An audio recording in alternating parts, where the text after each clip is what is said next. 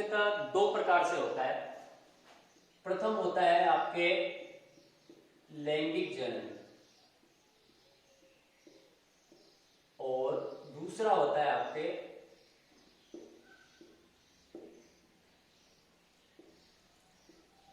अलैंगिक जनन।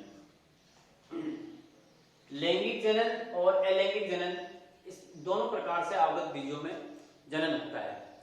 जो प्रथम हम पढ़ने वाले हैं वो है आपके अलैंगिक जनन। अलैंगिक जनन, अलैंगिक जनन जैसा कि नाम से ही विदित है, इसमें आपस में युग्मकों का संलयन नहीं होता। यानी हम कह सकते हैं कि इस प्रकार का जनन जिसमें ना तो अर्धसूत्रण हो, अर्धसूत्रण यानी अर्धसूत्री विभाजन। तो इस प्रकार का जनन जिसमें ना तो अर्धसूत्रण ना हो और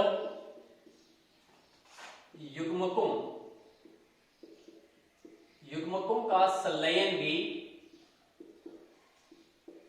नहीं होता,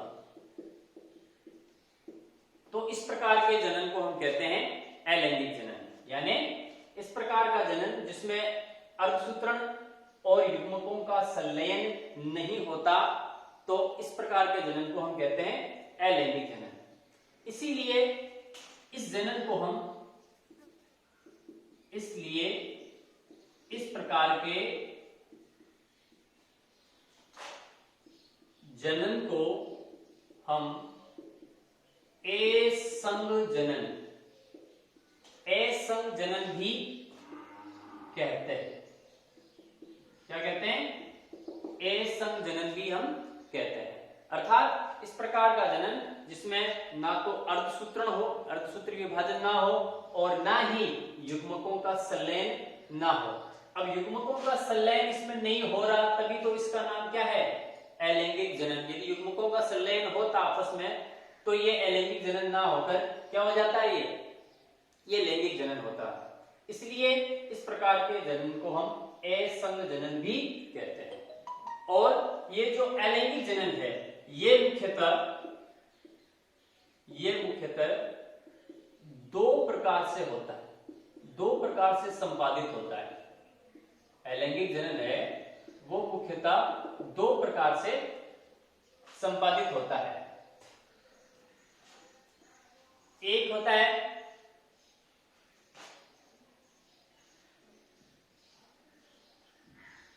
प्राकृतिक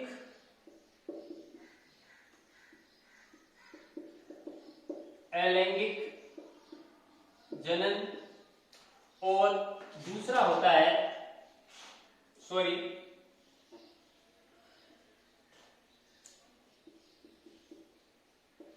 अनिषेक बीजता। पहला है अनिषेक बीजता और दूसरा है आपके कायिक जनन या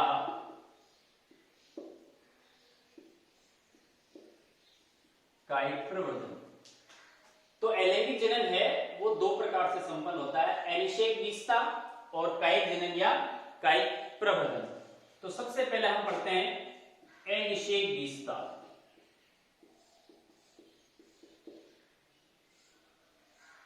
अनिषेक बीजता, अनिषेक बीजता में भी क्या होता है कि इसमें युग्मकों का संलयन नहीं होता, परंतु परिवर्धन, जो पादप का जो परिवर्धन है वो किसमें होगा? बीज में होता है, बीज में होता है। तो इस प्रकार का जो जनन है, अलैंगिक जनन का जो प्रकार है उसे हम क्या कहेंगे?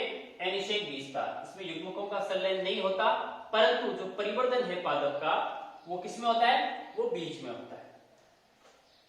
इंपॉर्टेंट है दूसरा कायिक जनन, दूसरा इसका भाग होता है कायिक जनन। या उसको आप कायिक प्रवर्धन भी कह सकते हो, कायिक जनन या कायिक प्रवर्धन। देखिए जो कायिक जनन है वो आपके बना है काया से, काया से, और काया में आप जानते ही हैं काया का मतलब होता है शरीर, यानी पादप के शरीर के किसी भाग से जब नया पादप विकसित हो जाता है तो इस प्रकार के जनन को हम कहते हैं कायिक जनन। लेकिन इसके अंदर बीज के अतिरिक्त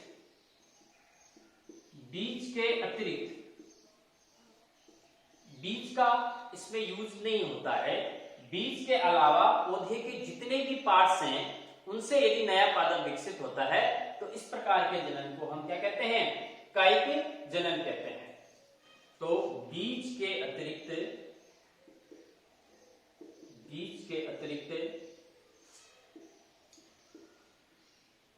पादप के अन्य भागों से जब कोई नया पादप विकसित होता है तो उसे हम कायिक जनन कहते हैं। सिर्फ बीज को छोड़कर पादप के जो अन्य भाग होते हैं, जैसे इसमें आप आगे पढ़ोगे, आप जड़ है, तना है, पत्ती है, इनसे जब कोई नया पादप रिप्रोडक्टिव होता है, विकसित होता है, तो उस प्रकार के जनन को हम कायिक जनन कहते हैं। तो ये जो कायिक जनन है ये भी मुख्यतः दो प्रकार से होता है। कायिक जनन भी दो प्रकार से होता है। एक होता है आपके प्राकृतिक कायिक जनन और दूसरा होता है आपके कृत्रिम कायिक जनन। प्राकृतिक कायिक जनन और कृत्रिम कायिक जनन। तो इस प्रकार फिर से एक बार देख लेते हैं कि जो आवृतबीजी पादप होते हैं उनमें जनन है वो मुख्यतः दो प्रकार से होता है, लैंगिक और अलैंगिक जनन। सबसे पहले हम पढ़ रहे हैं अलैंगिक जनन के बारे में। लैंगिक जनन के बारे में हम बाद में पढ़ेंगे। अलैंगिक जनन तो इस प्रकार का जनन जिसमें अर्धसूत्रण नहीं होता है और ना ही युग्मकों का संलयन होता है तो उसे हम अलैंगिक जनन कहते हैं।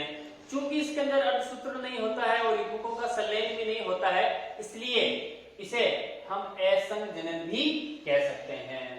ये जो अलैंगिक जनन है ये दो प्रकार का होता है, एक है अनिषेक बीजता और दूसरा है कायिक जनन या उसको आप कायिक प्रवर्धन भी कह सकते हैं। अनिषेक बीजता में क्या होता है कि इसमें युग्मकों का संलयन नहीं होता, क्योंकि अलैंगिक जनन में युग्मकों का संलयन तो कहीं भी नहीं हो रहा, इसलिए अनिषेक बीजता में भी युग्मकों का संलयन नहीं होता, परंतु इसका जो परिवर्तन होगा पादप का वो किसमें होता है, वो बीज में होता है। ये ध्यान रखना, युग्मकों का संलयन नहीं होता और परिवर्तन है वो बीज में होता है, तो इसे हम अनिषेक बीजता कहते हैं। दूसरा है आपका कायिक जनन या कायिक प्रवर्धन। जैसे कि नाम से ही पता चल रहा है, कायिक का मतलब होता है काया और काया का मतलब होता है शरीर। बीज के अलावा पौधे के जितने भी पार्ट्स हैं, चाहे वो जड़ हो, चाहे तना हो, चाहे पत्ती हो, उससे यदि कोई नया पादप विकसित हो जाता है तो उसे हम क्या कहते हैं, कायिक जनन कहते हैं। और ये जो कायिक जनन है वो दो प्रकार से होता है मुख्यतः, एक होता है आपके प्राकृतिक कायिक जनन और दूसरा होता है कृत्रिम कायिक जनन। सबसे पहले हम पढ़ते हैं प्राकृतिक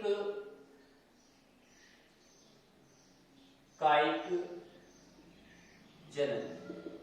प्राकृतिक कायिक जनन, प्राकृतिक जो कायिक जनन है वो प्राकृतिक रूप से होता है, यानी इस प्रकार का कायिक जनन, इस प्रकार का कायिक जनन जो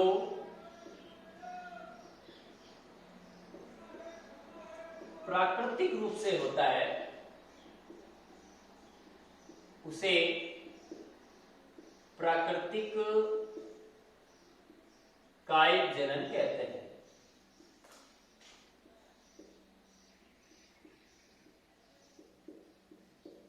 प्राकृतिक कायिक जनन कहते हैं। इसके भी अलग अलग पार्ट्स हैं। जैसे अभी हमने पहले बात की थी कि बीज के अलावा पौधे के किसी भी भाग से जब नया पादप विकसित हो जाता है तो उसे हम कायिक जनन या कायिक प्रवर्धन कहते हैं। तो बीज के अलावा अलग अलग पार्ट्स हो सकते हैं। पहला है, जैसे हम देख सकते हैं आपके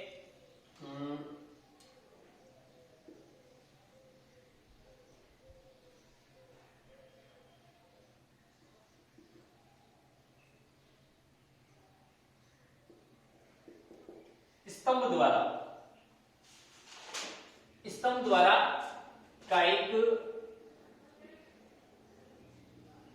द्वारा कायिक जनन। बहुत से पादपों में स्तंभों के द्वारा भी कायिक जनन होता है। जैसे जो रूपांतरित तने होते हैं, जैसे कि आप देख सकते हो रूपांतरित तनों में आपके प्रकंद, जैसे कि अदरक, ठीक है, कंद आलू, शलकंद प्याज, लहसुन, घनकंद जैसे अरबी। इसी प्रकार ऊपरी भूस्तरीय जैसे कि घास, ये सारे के सारे तनों के रूप हैं। अदरक ये प्रकंद कहलाएगा, कंद आलू, शलकंद प्याज और लहसुन, घनकंद अरबी। तो आपने देखा होगा कि जब जो आलू होता है, आलू को बीच में कुछ इस प्रकार के गड्ढे पाए जाते हैं और इनको हम आंख कहते हैं, आइज कहा जाता है। और जब इनको लगाना होता है तो आलू को काटकर और कटे हुए भाग में ये वाले हिस्से जिन्हें हम आंख कह रहे हैं ये होने चाहिए, और इनको जमीन में हम यदि लगा देंगे तो इससे नया पादप विकसित हो जाता है। तो स्तंभ के द्वारा भी यहाँ पर नए पादप विकसित हो रहे हैं। जैसे रूपांतरित तनों में प्रकंद अदरक, कंद में आलू, शलकंद में प्याज और लहसुन और घनकंद अरबी। इस प्रकार ये जो तने हैं, ये रूपांतरित तने हैं, ये बाद में नए पादप के रूप में विकसित हो जाते हैं। दूसरा आता है आपके जड़ों द्वारा कायिक जनन। जड़ों के द्वारा कायिक जनन, बहुत से पौधों की जड़ों को काट कर यदि हम लगा देंगे तो उससे भी नए पादप विकसित हो जाते हैं। जैसे कि आपने देखा होगा नीम और शीशम, यदि इनकी जड़ों को काटकर लगा दिया जाता है तो उससे भी नए पादप विकसित हो जाते हैं। कुछ पादप ऐसे होते हैं जिनमें कंदीय मूलें पाई जाती हैं। कुछ पादपों में कंदीय मूलें पाई जाती हैं। ये थोड़ी फूली हुई होती हैं कंदीय मूलें, भोजन संग्रह के कारण कुछ पादपों में कंदीय मूलें पाई जाती हैं। और इन कंदीय मूलों में अपस्थानिक कलिकाएं विकसित हो जाती हैं। अपस्थानिक कलिकाएं विकसित हो जाती हैं।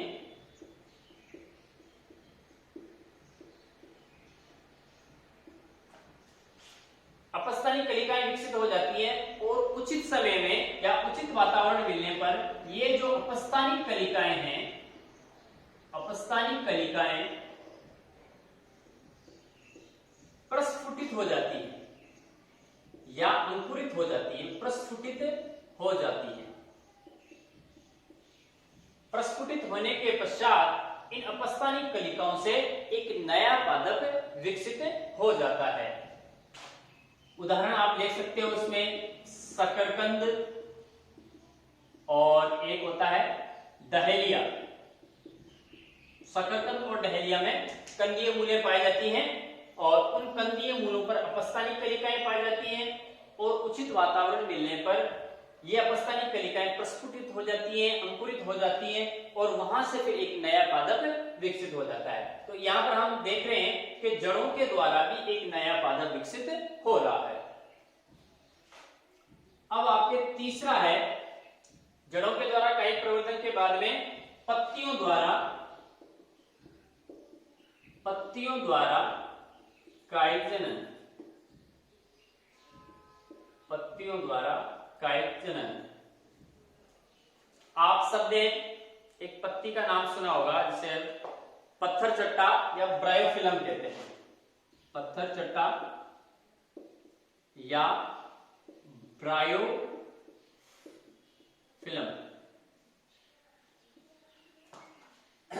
ये इस प्रकार की मान लो ये पत्ती है, ब्रायोफिलम, पत्थर चट्टा। इसके किनारे पर, इस ब्रायोफिलम के किनारों पर अपस्थानिक कलिकाएं पाई जाती हैं। अपस्थानिक कलिकाएं पाई जाती हैं। मान लीजिए ये पत्ती नीचे भूमि पर गिरी है, इसको उचित वातावरण मिला है, नमी मिल गई है, तो क्या होता है कि ये जो अपस्थानिक कलिकाएं हैं जो कि इस ब्रायोफिलम या पत्थर चट्टा जो लीफ है, पत्ती है, उसके किनारों पर पाई जाती हैं। ये अपस्थानिक कलिकाएं इसके किनारों पर पाई जाती हैं। तो जब इसको उचित वातावरण मिलता है ब्रायोफिलम की पत्ती को, तो इसके किनारों पर उपस्थित ये जो अपस्थानिक कलिकाएं हैं ये प्रस्फुटित हो जाती हैं, अंकुरित हो जाती हैं और इससे फिर यहाँ पर एक नया पादप विकसित हो जाता है। इसी प्रकार एक पादप और है, पादप की पत्ती बिगोनिया। बिगोनिया में भी पर्णवृंत और पर्णशिराओं के किनारों ये आपके अपस्थानिक कलिकाएं पाई जाती हैं। अपस्थानिक कलिकाएं उपस्थित होती हैं और वापस यही पत्थर चट्टा या ब्रायोफिलम के जैसे कि जब इन बिगोनिया में पर्णवृंत और पर्णशिराओं पर उपस्थित अपस्थानिक कलिकाओं को जब उचित वातावरण मिलता है तो ये भी क्या होती है, अंकुरित होती हैं, प्रस्फुटित होती हैं और उससे नया पादप विकसित हो जाता है। तो इस प्रकार प्राकृतिक कायिक जनन में हम स्तंभ द्वारा कायिक जनन हमने देखा कि स्तंभ और रूपांतरित जो स्तंभ है उनसे नए पादप विकसित हो रहे हैं। जड़ों के द्वारा भी कायिक जनन हो रहा है, नीम और शीशम, और पत्तियों द्वारा कायिक जनन भी हो रहा है पत्थर चट्टा और बिगोनिया के अंदर। एक और प्रकार का कायिक जनन होता है, वो होता है जनन अंगों द्वारा। जनन अंगों द्वारा कायिक जनन। जिन पुष्पों में पुष्प कलिका के स्थान पर पुष्प कलिका के स्थान पर प्रेकलिकाएं पाई जाती हैं, प्रेकलिकाएं पाई जाती हैं और जब ये प्रेकलिकाएं जमीन पर गिरती हैं तो ये अंकुरित हो जाती हैं, प्रस्फुटित हो जाती हैं और इनसे भी नए पादपों का विकास हो जाता है। यदि हम इनके उदाहरण की बात करें तो इनके उदाहरण हैं, आप देख सकते हो रामबास और रतालू। रामबास और रतालू। तो इस प्रकार ये जो प्राकृतिक कायिक जनन है, प्राकृतिक कायिक जनन, जो कायिक जनन के बारे में हम पढ़ रहे हैं तो दो प्रकार के हम देखे थे, एक प्राकृतिक कायिक जनन और एक कृत्रिम कायिक जनन। तो प्राकृतिक कायिक जनन है तो इस प्रकार का जनन जो प्राकृतिक रूप से संपन्न होता है उसे हम प्राकृतिक कायिक जनन कहते हैं। और इसके अलग अलग प्रकार हैं। हमने इसमें देखा था कि बीज के अलावा पौधे के किसी भी भाग से जब पादप विकसित होता है तो उसे हम प्राकृतिक कायिक जनन कहते हैं। तो इसमें पहला है स्तंभ द्वारा, या इसको आप स्तंभ द्वारा कायिक जनन, जैसे रूपांतरित तने, प्रकंद, अदरक, कंद, आलू, शलकंद, प्याज और लहसुन, इनमें प्राकृतिक कायिक जनन पाया जाता है। जड़ों द्वारा कायिक जनन, जैसे नीम और शीशम, इन पौधों की जड़ें यदि रोपित कर दी जाती हैं तो इससे नया पादप विकसित हो जाता है। इसी प्रकार कुछ पादपों में कंदीय मूलें पाई जाती हैं, जैसे शकरकंद और डहेलिया, उनमें कंदीय मूलें में जिनमें कंदीय मूलें पाई जाती हैं उनमें अपस्थानिक कलिकाएं उपस्थित होती हैं, और ये अपस्थानिक कलिकाएं हैं वो उचित वातावरण मिलने पर अंकुरित हो जाती हैं, प्रस्फुटित हो जाती हैं, उससे भी एक नया पादप विकसित हो जाता है। तीसरा हमने पढ़ा है पत्तियों द्वारा कायिक जनन, ब्रायोफिलम, जिसे हम पत्थर चट्टा भी कहते हैं, इनके किनारों पर अपस्थानिक कलिकाएं पाई जाती हैं, और ये अपस्थानिक कलिकाएं उचित वातावरण मिलने पर ये प्रस्फुटित हो जाती हैं और यहां से फिर एक नया पादप विकसित हो जाता है। इसी प्रकार बिगोनिया में भी पर्णवृंत और पर्णशिराओं के किनारों पर अपस्थानिक कलिकाएं उपस्थित होती हैं, और ये कलिकाएं भी प्रस्फुटित होकर नए पादप के रूप में विकसित हो जाती है। चौथा है जनन अंगों द्वारा कायिक जनन, जिन पादपों में पुष्प में कलिका के स्थान पर प्रेकलिकाएं पाई जाती हैं, और जब वो जमीन पर नीचे गिर जाती हैं तो उनको उचित वातावरण मिलने पर वह भी नए पादप के रूप में विकसित हो जाती हैं। उदाहरण है इसका रामबास और रतालू। अब ये तो हो गए आपके प्राकृतिक कायिक जनन। अब आता है आपके अगला कृत्रिम कायिक जनन, जो कृत्रिम रूप से किया जाता है, इसमें प्रकृति की कोई भूमिका ना है। मनुष्य अपनी सुविधा के अनुसार जब जनन करवा रहा है तो इस प्रकार का जो जनन है उसे हम कृत्रिम कायिक जनन कहते हैं।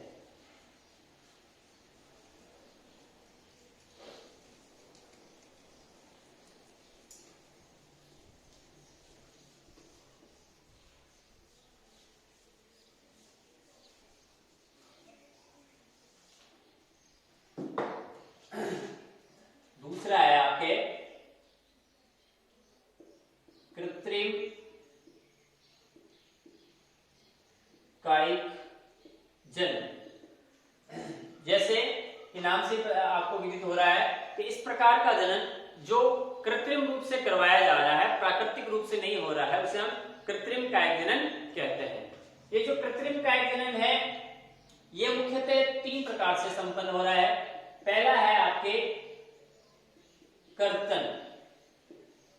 कर्तन में भी 2 प्रकार के हैं, एक होता है आपके स्तंभ कर्तन और एक होता है मूल कर्तन। देखिए कर्तन का मतलब होता है काटना, जैसे संस्कृत में कैंची को कहते हैं कर्तरी, तो कर्तरी से बना है कर्तन, और कर्तन का मतलब होता है काटना। तो कर्तन है वो 2 प्रकार से होता है, स्तंभ कर्तन और मूल कर्तन। दूसरा है आपके दाब लगाना। दाब लगाने की भी 2 विधियां हैं, एक है टीला दाब विधि और दूसरी है आपके वायु दाब या गुट्टी, इसको गुट्टी विधि भी बोलते हैं, वायु दाब या गुट्टी विधि। और तीसरी विधि इसके अंदर आती है आपके रोपण। तीसरी विधि आती है आपके रोपण। तो रोपण के अंदर अलग अलग प्रकार की विधियां हैं, जीवारोपण, फच्चर रोपण, किरीट रोपण और चौथी है कलिका रोपण। तो इस प्रकार ये जो कृत्रिम कायिक जनन है वो 3 प्रकार की 3 प्रकार से ये संपन्न होता है, कर्तन, दाब लगाना और रोपण। कर्तन पुनः 2 प्रकार से होता है, स्तंभ कर्तन और मूल कर्तन। कर्तन का मतलब होता है काटना। फिर दूसरी विधि है दाब लगाना। दाब लगाने में भी 2 प्रकार की विधियां हैं, एक टीला दाब विधि है, दूसरी है वायु दाब या बुट्टी विधि। और तीसरी विधि है रोपण। रोपण में भी अलग अलग फंक्शन है, अलग अलग विधियां हैं, जीवारोपण, फच्चर रोपण, किरीट रोपण और कलिका रोपण। अब हम इन तीनों विधियों का अलग अलग से विस्तार से वर्णन देखते हैं। सबसे पहले हम लेते हैं कर्तन। जैसे कि मैंने आपको पहले बताया है कि कर्तन का मतलब होता है काटना, और कर्तन में हमने 2 विधियां देखी है, स्तंभ कर्तन और मूल कर्तन। तो पहली हम लेते हैं स्तंभ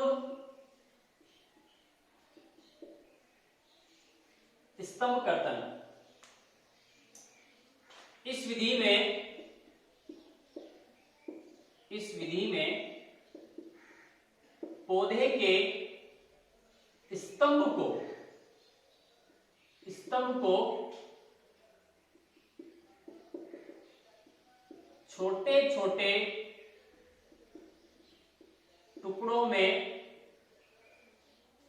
काटकर रोप दिया जाता है, यानी उसका रोपण कर दिया जाता है, रोप दिया जाता है।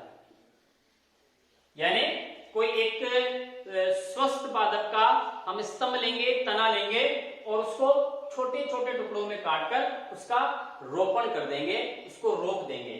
अच्छा, ये जो रोपण, जो हम तने को रोप रहे हैं या रोपण की जो हम विधि अपना रहे हैं, इस रोपण में कुछ कारक प्रभावित करते हैं इस विधि को। तो रोपण में जो पौधा हमने लिया है उस पौधे की लंबाई, ठीक है, पौधे की लंबाई, यानी जिस पौधे का स्तंभ हम ले रहे हैं बाद में वो पौधा किस रूप में विकसित होगा वो किन कारकों पर निर्भर करता है। जिस पौधे का स्तंभ हमने लिया है उस पौधे की लंबाई कितनी है। तो पौधे की लंबाई और उस पौधे की आयु, पौधे की आयु, लंबाई, आयु, साथ ही साथ रोपण का वातावरण,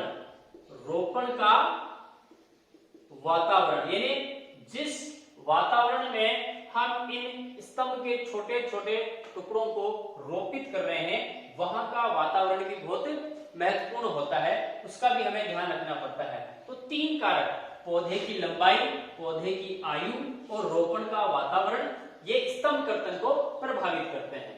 ठीक है, यदि हम इसका उदाहरण देखें तो जो स्तंभ कर्तन है वो आपने देखा होगा गन्ने में, इसी प्रकार अंगूर में और गुलाब, ये आपके स्तंभ कर्तन के उदाहरण है, गन्ना, अंगूर और गुलाब। ठीक है, फिर से देख लीजिए आप स्तंभ कर्तन में जो पहला है स्तंभ कर्तन, कि इस विधि में पौधे के स्तंभ को छोटे छोटे टुकड़ों में काट कर उसका रोपण कर दिया जाता है। रोपण के समय ये जो रोपण की जो ये पूरी क्रिया विधि है उस पर पौधे की लंबाई, पौधे की आयु और रोपण का जो वातावरण है वो प्रभावित करता है। और इसके उदाहरण है गन्ना, अंगूर और गुलाब। इनको हम इस स्तंभ कर्तन विधि के अनुसार इनको रोपित करते हैं। इसी में दूसरा है, हम देखा है मूल कर्तन। मूल का यानी जड़, यहां पर हम स्तंभ कर्तन में है, स्तंभ के छोटे छोटे टुकड़े कर रहे थे, यहां पर हम क्या करेंगे, मूल के छोटे छोटे टुकड़े करेंगे। तो इस विधि में मूल के छोटे छोटे टुकड़े करके उन्हें, अच्छा इसमें एक चीज ध्यान रखने की बात है कि मूल कर्तन के अंदर जब हमने मूल के छोटे छोटे टुकड़े किए हैं तो उन टुकड़ों को हमें हमेशा ऊर्ध्व स्थिति में लगाना है। कौन सी स्थिति में? ऊर्ध्व स्थिति में लगाना है। ताकि, क्यों लगाना है हमें इन्हें, मूल के छोटे छोटे टुकड़ों को ऊर्ध्व स्थिति में क्यों लगाना है? ताकि अपस्थानिक कलिकाएं, ताकि अपस्थानिक कलिकाएं, अपस्थानिक कलिकाएं कहां पर हो?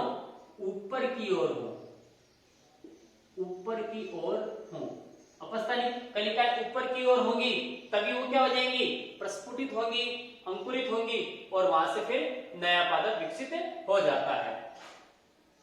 इनके हम उदाहरण की बात करें तो इसमें आपके नींबू, सेब, अमरूद आदि, इनके अंदर जो कायिक जनन कर्तन करवाया जाता है नींबू, सेब, अमरूद में, उनमें मूल कर्तन कराया जाता है। तो इस प्रकार कर्तन के दोनों भाग हो गए, स्तंभ कर्तन और मूल कर्तन। फिर से देख लीजिए, स्तंभ कर्तन में क्या हो रहा है कि स्तंभ कर्तन में किसी स्तंभ के छोटे छोटे टुकड़े काट लिए जाते हैं और काटने के बाद में उनको उचित दूरी पर, उचित स्थान पर उनका रोपण कर दिया जाता है। रोपण की इस विधि में जिस पौधे का स्तंभ हमने लिया है उस पौधे की लंबाई, पौधे की आयु और जहां पर हम उन कर्तनों का रोपण कर रहे हैं वहां का वातावरण, ये तीनों चीजें बहुत ज्यादा इनको प्रभावित करती हैं।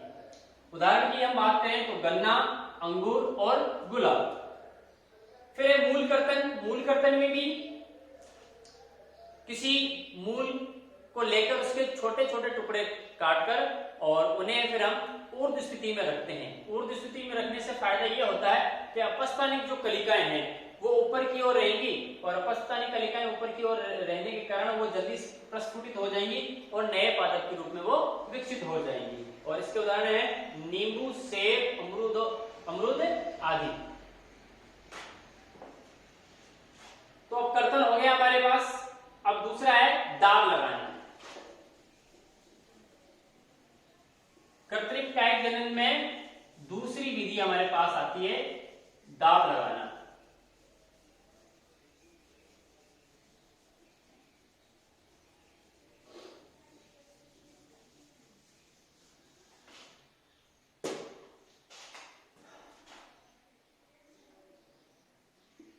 दाब लगाना,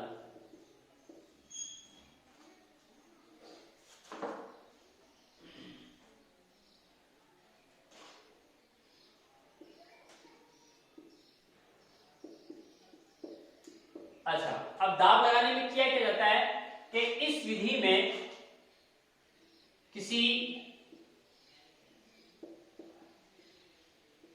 स्तंभ या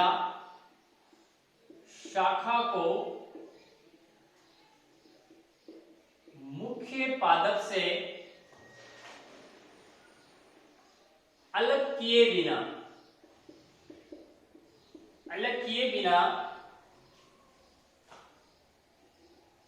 उसमें अपस्थानिक जड़ों का निर्माण करके नए पादप को विकसित करना, ये है आपके दाब लगाने वाली विधि। इस विधि में क्या होता है कि किसी स्तंभ या शाखा को जो मुख्य पादप है उससे अलग किए बिना ही वहां से हमें अपस्थानिक कलिकाएं विकसित करनी है। तो इस जो दाब लगाने विधि है उसमें दो विधियां हैं। पहली है टीला दाब विधि, टीला दाब विधि।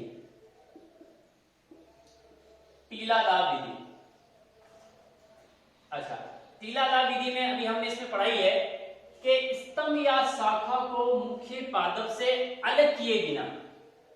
तो इसमें क्या होता है कि मान लीजिए कोई एक पादप है और उसकी ये शाखाएं निकली हुई है, ये शाखा निकली हुई है। तो अब क्या होता है कि टीला दाब विधि में कि किसी पादप की इस प्रकार की हमें शाखा लेनी हो जो ज्यादा तनन ना हो, यानी वो थोड़ी सी आसानी से झुक सके, इस प्रकार की शाखा हम नहीं ले सकते जिसको ज्यादा झुकाने से वो टूट जाए, फिर तो हमारे किसी काम के लिए रहेगी। तो हमें इस प्रकार की किसी पादप की शाखा या स्तंभ शाखा को लेना है जिसको आसानी से झुकाने पर वो झुक जाए। जब ये झुक जाता है तो उसके ऊपर हमें क्या करते हैं, इस झुकी हुई शाखा को मिट्टी के टीले से या काफी सारी मिट्टी से इसको नीचे दबा दिया जाता है, ढक दिया जाता है। इसमें एक चीज ध्यान हमें ये रखना है कि जिस शाखा को हम मिट्टी से दबा रहे हैं, टीले से दबा रहे हैं, उस शाखा में एक से अधिक पर्व संधियां होनी चाहिए। क्या होनी चाहिए? एक से अधिक पर्व संधियां होनी चाहिए। तो जब हमने किसी स्वस्थ पादप की शाखा को झुकाया, उसके ऊपर मिट्टी डाल दी, और मिट्टी डालने के बाद में अच्छा ये चीज ध्यान रखना है कि पर्व संधियां तो अंदर मिट्टी के दबी हुई होनी चाहिए, लेकिन इसकी जो आगे का भाग है वो थोड़ा सा बाहर होना चाहिए, मिट्टी के बाहर होना चाहिए। तो जब हम दबा देंगे यहाँ पर, और यहाँ पर इस मिट्टी के अंदर पर्व संधियां दब गई है, एक या एक से अधिक पर्व संधियां दबी हुई हैं, तो हम क्या देखते हैं कि कुछ समय बाद में इन पर्व संधियों पर अपस्थानिक जड़ें निकल जाती हैं। अपस्थानिक जड़ें निकल जाती हैं, ठीक है। अपस्थानिक जब जड़ें निकलेंगी तो फिर कुछ समय बाद में यहां से नया पादप विकसित हो जाता है।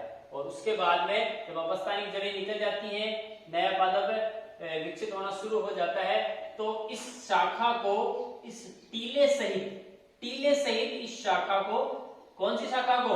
जो हमने झुकाई थी, जिसके ऊपर हमने मिट्टी डाली थी, उसको मात्र पादप से, ये मात्र पादप है, मदर प्लांट है, ये मात्र पादप से अलग करके उसको रोपित कर दिया जाता है। तो ये वाली विधि है टीला दावरी। फिर से देख लो कि किसी पादप, अब पादप में आप उदाहरण दे सकते हो चमेली और मोगरा। चमेली और मोगरा में हम टीला दाव विधि से नया पादप विकसित कर सकते हैं।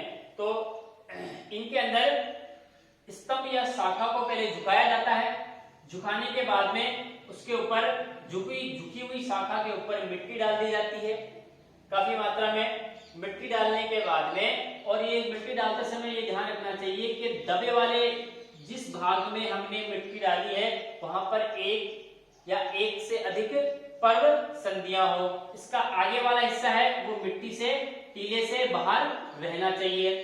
कुछ समय बाद हम देखते हैं कि पर्व संधियों से अपस्थानिक जड़ें या अपस्थानिक कलिकाएं विकसित हो जाती हैं, और यहाँ से एक नया पादप विकसित होना शुरू हो जाता है। जब नया पादप विकसित होना शुरू हो जाता है तो हम क्या करते हैं कि इस झुकी हुई शाखा को हम मात्र पादप से अलग करके इसका रोपण कर देते हैं।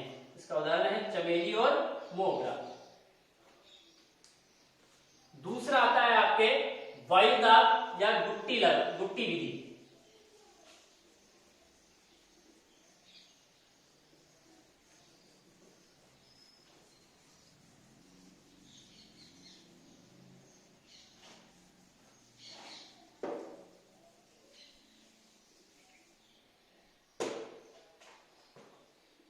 दूसरी विधि है वायुदाब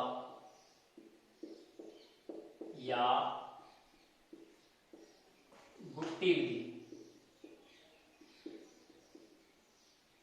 अब देखो इसमें क्या है, वायुदाब या गुट्टी विधि के अंदर क्या है, इस विधि में क्या करते हैं, इस विधि में एक स्वस्थ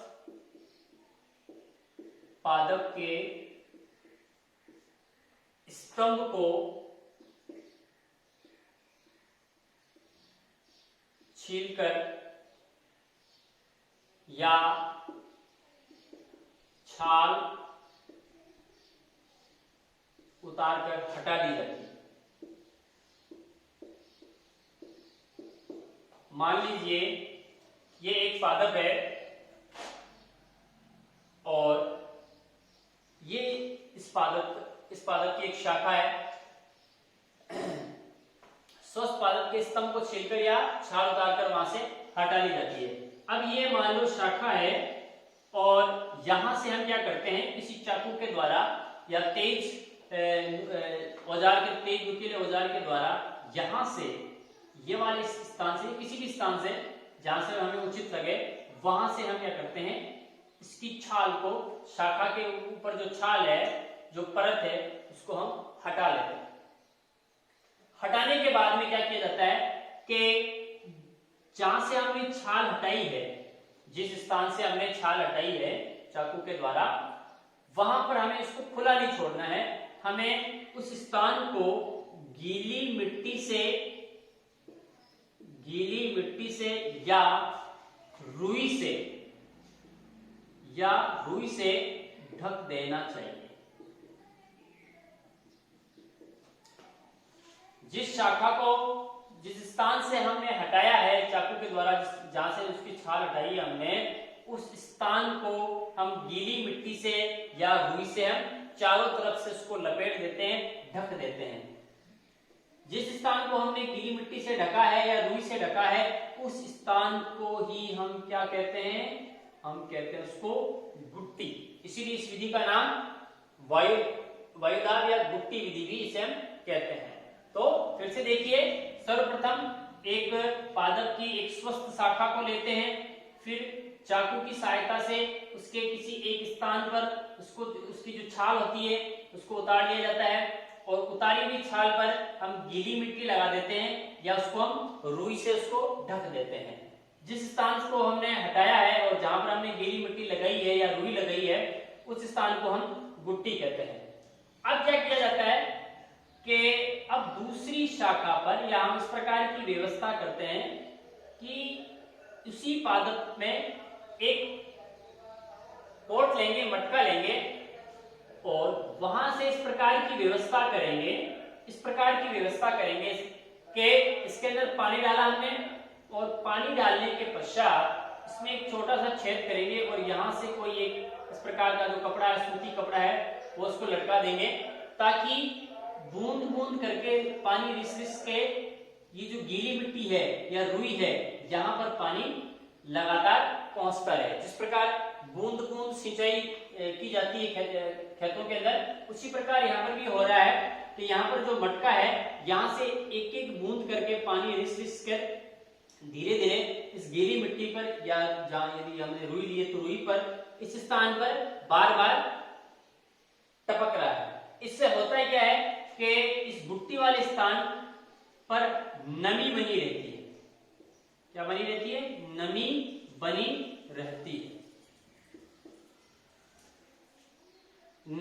लगातार नमी बनी रहने के कारण क्या होता है, 6 से 7 सप्ताह पश्चात हम देखते हैं, 6 से 7 सप्ताह पश्चात हम देखते हैं कि इस स्थान पर अपस्थानिक जड़ें निकल जाती हैं। और जब एक बार अपस्थानिक जड़ें निकल जाती हैं तो फिर वापस इस स्थान को मात्र पादप से अलग करके, अच्छा तब तक हमें अलग नहीं कर सकते जब तक अपस्थानिक जड़ें या अपस्थानिक कलिकाएं निकल ना जाए। तो जब अपस्थानिक जड़ें यहां से निकल जाती है तो इस मात्र पादप से इस शाखा को अलग करके, मात्र पादप से शाखा को अलग करके अन्यत्र रोपित कर दिया जाता है। तो यह है आपके वायुदाब या गुट्टी विधि। फिर से देख लीजिए कि इस विधि में एक स्वस्थ पादप के स्तंभ को लेते हैं, फिर उसको छीलते हैं और छीलकर उसकी छाल को उतार लिया जाता है। और उतारने के बाद में जिस स्थान पर हमने छाल उतारी है उस स्थान को हम गीली मिट्टी से या रुई से ढक देते हैं। गीली मिट्टी या रुई से ढका हुआ स्थान है वो गुट्टी कहलाता है। इसके बाद में हम इस प्रकार की एक व्यवस्था करते हैं कि लगातार यहाँ पर गुट्टी वाले स्थान पर पानी है वो पहुंचता रहे। पानी पहुंचता रहेगा तो यहाँ पर लगातार नमी बनी रहेगी इस स्थान पर, और जब नमी बनी रहेगी तो कुछ समय बाद में हम देखते हैं कि इस स्थान से अपस्थानिक जो जड़ें हैं वो निकलना शुरू हो जाती हैं। और जब अपस्थानिक जड़ें निकल जाती हैं तो इस शाखा को मात्र पादप से अलग करके अन्यत्र रोपित कर दिया जाता है और एक नया पादप विकसित हो जाता है। तो इस प्रकार आपके कर्तन हो गया। दाब लगाने में भी दोनों विधियां, टीला दाब विधि और वायु दाब या गुट्टी विधि भी हो गई। अब अंतिम विधि बचती है आपके रोपण। और इसके अलग अलग पार्ट हैं।